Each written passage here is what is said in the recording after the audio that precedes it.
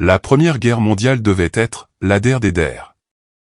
Mais à peine 20 ans plus tard, le monde sombrait à nouveau dans l'horreur.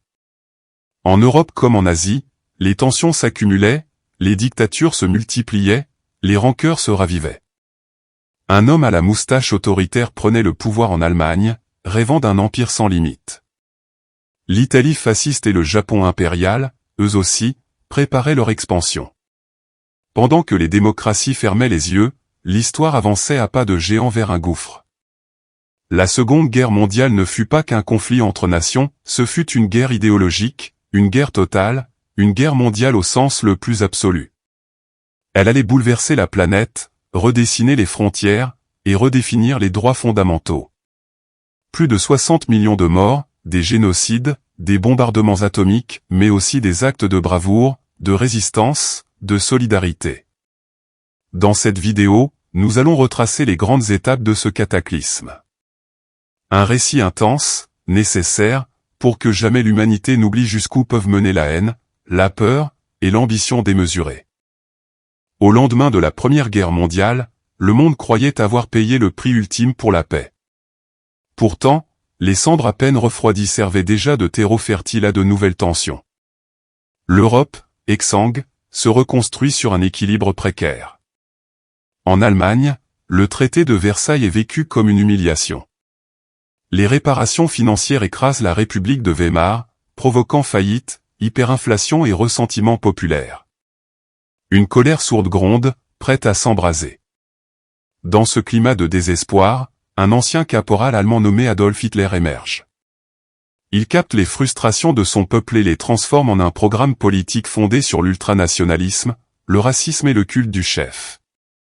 En 1933, il prend le pouvoir. Le Troisième Reich est né, et avec lui une idéologie totalitaire qui broie les libertés, embrigade la jeunesse, élimine les opposants et désigne un bouc émissaire, les Juifs. Mais l'Allemagne n'est pas seule dans cette dérive autoritaire. En Italie, Benito Mussolini a déjà instauré le fascisme depuis 1922, prônant un État fort et un chef incontesté. De l'autre côté de l'Europe, l'URSS de Joseph Staline bascule dans une dictature de fer, purge massive, goulag, famine organisée en Ukraine. Les idéologies se radicalisent, mais toutes convergent vers un même modèle, celui d'un pouvoir absolu, qui ne tolère ni opposition, ni compromis. L'Europe se couvre d'un manteau de plomb idéologique. L'Allemagne réarme en violation des traités, l'Italie envahit l'Abyssinie, l'Espagne s'embrasse dans une guerre civile où fascistes et communistes testent leurs armes et leurs alliances. L'Occident démocratique, figé dans la peur d'un nouveau conflit, détourne le regard.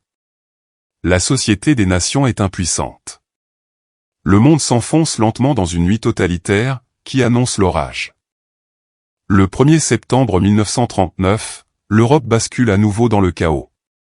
À l'aube, les troupes allemandes franchissent la frontière polonaise. Blitzkrieg, guerre éclair. C'est le mot d'ordre. Vitesse, puissance, coordination. Les blindés avancent en étau, appuyés par une aviation impitoyable. Varsovie est bombardée. En quelques jours, les défenses polonaises cèdent sous la brutalité mécanique de la Wehrmacht. Le monde retient son souffle. Ce n'est pas un conflit régional. C'est une guerre qui s'annonce mondiale. Le 3 septembre, la France et le Royaume-Uni déclarent la guerre à l'Allemagne. Mais il est déjà trop tard pour la Pologne. L'armée rouge, de son côté, entre dans le pays par l'Est, conformément au pacte secret Molotov-Ribbentrop, scellant le sort de la nation polonaise entre deux géants totalitaires. Cette invasion marque le vrai point de non-retour. L'engrenage est enclenché. Les démocraties sont réveillées, mais sans préparation. Le monde vient d'entrer dans le tunnel sombre d'un conflit global. La Seconde Guerre mondiale a commencé, et elle ne s'arrêtera qu'après avoir bouleversé les équilibres de la planète. Lorsque l'Allemagne nazie déclenche son offensive à l'ouest en mai 1940, le monde découvre une nouvelle forme de guerre, la Blitzkrieg, littéralement, guerre éclair. Cette stratégie, fondée sur la vitesse, la surprise et la coordination entre les forces aériennes, blindées et d'infanterie, pulvérise les lignes de défense françaises en quelques semaines seulement. les Panzerdivisionen traversent les Ardennes, zone considérée comme difficilement franchissable, prenant les Alliés à revers, contournant la ligne Maginot, et semant la panique dans les rangs français. La chute est brutale. Tandis que l'armée britannique évacue précipitamment ses troupes à Dunkerque, l'armée française, débordée et démoralisée, s'effondre. Le 14 juin 1940, les troupes allemandes défilent dans Paris, capitale désormais occupée. Quelques jours plus tard, le maréchal Pétain, héros de la Grande Guerre, demande l'armistice, signé le 22 juin à Rotonde. La France est alors coupée en deux, au nord, la zone occupée, au sud, le régime de Vichy, collaborationniste, dirigé par Pétain lui-même. Ce choc symbolique et politique bouleverse l'équilibre européen. L'Allemagne domine le continent, et seule l'Angleterre résiste encore. Pour la France, c'est l'humiliation d'un effondrement rapide, inattendu, douloureux. Pour Hitler, c'est la confirmation de la puissance de sa machine de guerre.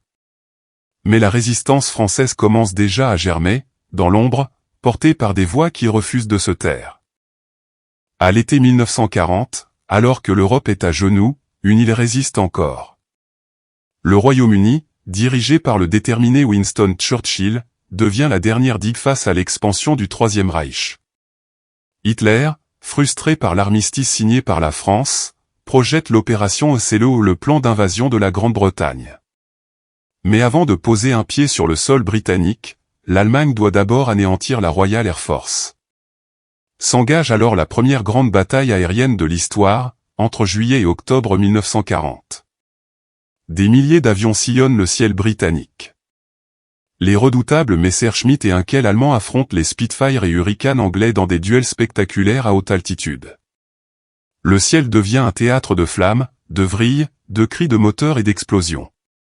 Londres, Coventry et d'autres villes britanniques subissent le Blitz, une série de bombardements massifs visant à briser le moral des civils. Mais, loin de plier, la population se retranche dans le métro, chante dans les ruines, et puise dans l'éloquence de Churchill, We shall never surrender. La Royal Air Force, bien qu'en infériorité numérique, tient bon grâce à la bravoure de ses pilotes souvent très jeunes et à un système de détection révolutionnaire, le radar.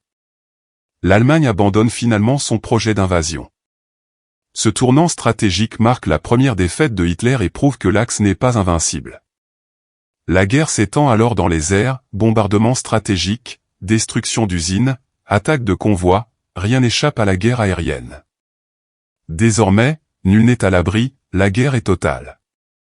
Le 22 juin 1941, à l'aube, l'Allemagne nazie brise le pacte germano-soviétique et lance l'opération Barbarossa, l'une des offensives militaires les plus massives de l'histoire. Plus de 3 millions de soldats allemands, appuyés par des divisions finlandaises, roumaines et hongroises, pénètrent sur le territoire soviétique.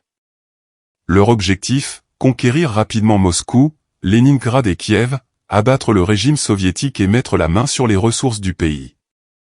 Mais sur le front de l'Est, la guerre prend une autre dimension. Les nazis ne livrent pas une guerre classique, mais une guerre d'anéantissement, extermination des juifs, des communistes, des populations civiles suspectées de résistance. La Wehrmacht avance, mais le terrain, l'hiver et la résistance soviétique changent la donne. À mesure que les kilomètres s'accumulent, les lignes d'approvisionnement s'étirent, et l'armée allemande s'enlise. Staline, pris de court, réagit dans la douleur. Mais rapidement, l'Union soviétique mobilise toutes ses ressources dans une guerre totale. Des villes entières sont déplacées, des usines démontées et reconstruites à l'est. Moscou résiste, Leningrad est assiégée, Kiev est détruite, mais le peuple soviétique tient bon. L'opération Barbarossa marque un tournant majeur, l'Allemagne ouvre un second front, s'épuise dans une guerre qu'elle croyait éclair, et transforme le conflit européen en une guerre mondiale totale, idéologique et meurtrière. C'est ici que commence vraiment l'effondrement du rêve de domination nazie. Le 7 décembre 1941, à l'aube d'un dimanche paisible, le ciel d'Hawaï se déchira sous les rugissements d'avions de chasse japonais. L'attaque surprise sur la base navale américaine de Pearl Harbor fut aussi fulgurante que dévastatrice. En moins de 2 heures, l'US Navy perdit 8 cuirassés, plusieurs croiseurs et destroyers, près de 200 avions, et surtout, plus de 2400 vies humaines. Ce fut un coup de tonnerre stratégique, mais aussi symbolique. L'objectif du Japon impérial, en expansion rapide en Asie, était clair, neutraliser la flotte américaine dans le Pacifique et s'assurer un espace vital libre d'opposition occidentale. Mais cet acte d'agression fut une erreur de calcul monumentale. Le lendemain, le président Franklin D. Roosevelt déclara la guerre au Japon dans un discours célèbre où il qualifia ce 7 décembre de jour d'infamie. L'Allemagne nazie et l'Italie fasciste, alliées du Japon, déclarèrent à leur tour la guerre aux États-Unis. La Seconde Guerre mondiale devenait planétaire. L'entrée en guerre des États-Unis bouleversa complètement l'équilibre des forces.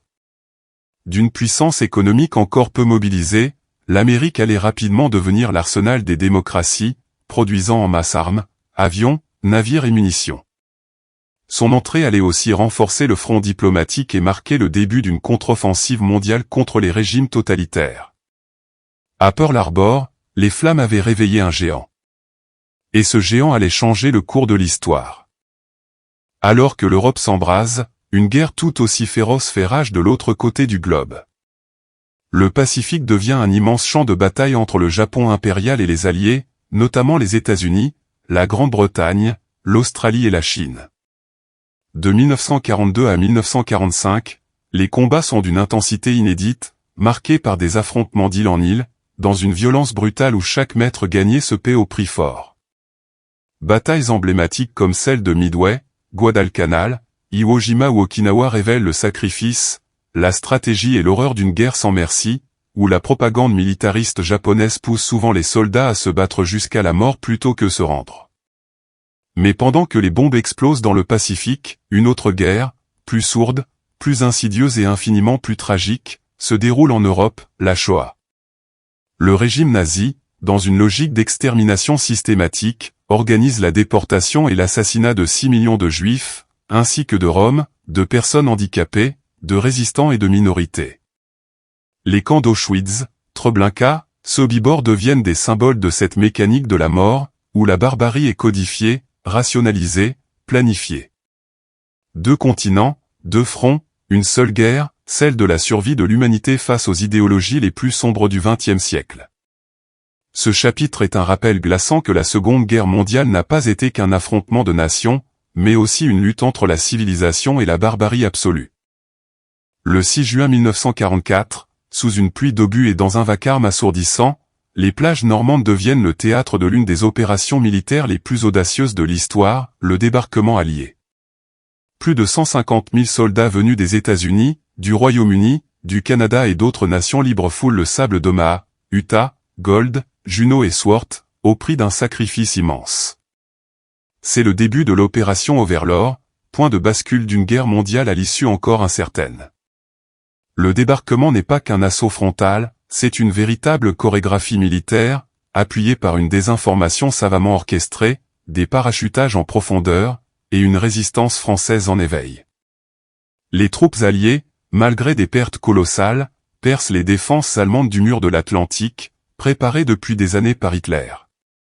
La ville de Caen, puis Paris, sont libérées au fil de l'été, galvanisant les peuples opprimés d'Europe. À l'est, l'armée rouge poursuit son avancée impitoyable vers Berlin. À l'ouest, les forces anglo-américaines progressent village après village, dans une Europe exsangue, minée par la peur mais avide de liberté. Le 25 août 1944, Paris est libéré. L'image du général de Gaulle marchant sur les Champs-Élysées incarne ce renouveau, cette reconquête de la dignité perdue. Mais la guerre n'est pas encore terminée. Elle se poursuit jusqu'aux frontières allemandes, dans les Ardennes et au-delà du Rhin, jusqu'à l'effondrement du Troisième Reich. Le débarquement de Normandie reste à jamais le symbole d'un sursaut collectif contre la barbarie, le moment où l'espoir refait surface dans les tranchées de l'Europe. Août 1945. Alors que le Japon refusait toujours de capituler malgré les lourdes pertes et les bombardements massifs, les États-Unis décidèrent d'employer une arme encore jamais utilisée, la bombe atomique. Le 6 août, à 8h15, un avion BE-29 baptisé Enola Gay largue la première bombe nucléaire sur Hiroshima. En quelques secondes, la ville est anéantie. 80 000 personnes périssent instantanément, et des dizaines de milliers d'autres succomberont aux blessures et à la radiation dans les jours et mois qui suivront. 3 jours plus tard, le 9 août, une seconde bombe frappe Nagasaki. Bien que moins visée initialement, la ville industrielle subit un sort tout aussi dramatique. Ces 2 explosions atomiques, inédites par leur puissance destructrice, marquent un tournant radical dans l'histoire de l'humanité et inaugurent l'ère nucléaire. Sous le choc, et face à la menace d'autres frappes, l'empereur Hirohito décide d'annoncer la reddition du Japon le 15 août 1945, mettant officiellement fin à la Seconde Guerre mondiale. Cette conclusion abrupte du conflit mondial, par un acte de destruction massive, soulève encore aujourd'hui de profondes questions morales, géopolitiques et humaines. La guerre aura duré 6 longues années, coûté la vie à plus de 60 millions de personnes, ravagé des continents entiers, mais elle aura aussi changé le monde à jamais. 1945, les armes se sont tues. Le monde sort exsangue d'un conflit qui a déchiré continents, nations, familles, humanité. Plus de 60 millions de morts. Des villes rasées. Des peuples brisés. L'Europe est en ruine, le Japon anéanti, l'Allemagne occupée, et l'humanité regarde enfin l'ampleur du désastre. Mais dans l'ombre des cendres, une lueur naît. L'ONU est fondée, portée par un espoir, plus jamais ça. Le procès de Nuremberg tente de rendre justice à l'horreur. Des millions de déplacés retrouvent leur terre ou tentent de s'en construire de nouvelles. Et les femmes, les minorités, les résistants, réclament une place nouvelle dans la société d'après. Ce bouleversement mondial marque la fin d'une époque et le début d'un nouvel ordre, avec 2 superpuissances opposées, les États-Unis et l'URSS. La guerre est finie, mais la paix reste un équilibre fragile. Si cette page d'histoire vous a touché, informé ou interpellé, alors likez, partagez, et surtout abonnez-vous à la chaîne pour ne rater aucun épisode de notre série L'Histoire de France et d'ailleurs. Dites-nous en commentaire, quel événement vous a le plus marqué dans cette Seconde Guerre mondiale ?